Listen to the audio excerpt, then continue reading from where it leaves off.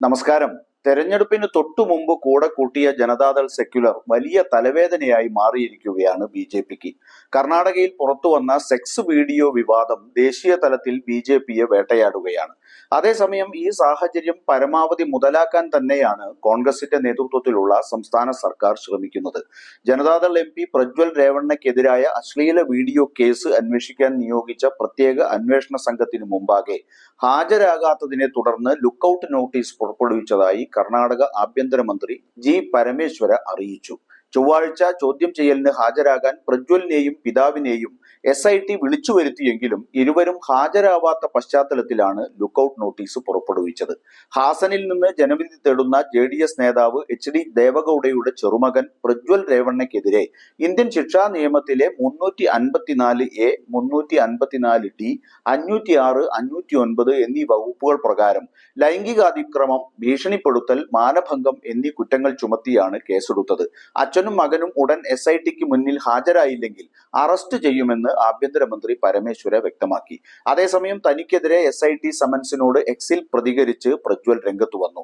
ഞാൻ ബംഗളൂരുവിൽ ഇല്ലാത്തതിനാൽ എന്റെ അഭിഭാഷകൻ മുഖേന അധികൃതരെ അറിയിച്ചു എന്നായിരുന്നു പ്രതികരണം.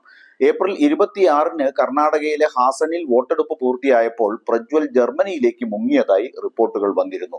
അതേസമയം കേന്ദ്ര ആഭ്യന്തരമന്ത്രി അമിത്ഷാ ഉൾപ്പെടെയുള്ള JDS BJP നേതാക്കളോട് ഹാസൻ സന്ദർശിച്ച് അശ്ലീല വീഡിയോ കേസിലെ ഇരകളെ കാണണമെന്ന് കർണാടക ഉപമുഖ്യമന്ത്രി DK ശിവകുമാർ അഭ്യർത്ഥിച്ചു.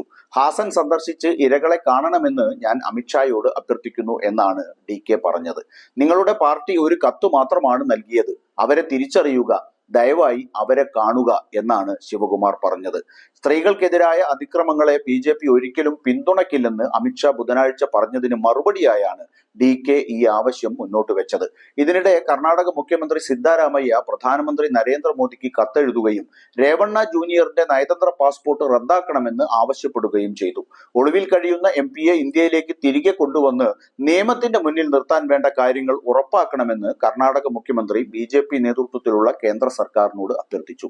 സംസ്ഥാനത്ത് തെരഞ്ഞെടുപ്പ് കഴിഞ്ഞതോടെ പൊട്ടിപ്പുറപ്പെട്ട പീഡന വിവാദം ഇനിയും ആളിക്കത്തിയാൽ സ്വന്തം ഘടകകക്ഷിയെ തന്നെ കൈവിടേണ്ടി വരുമോ എന്ന ചിന്തയിലാണ് BJP.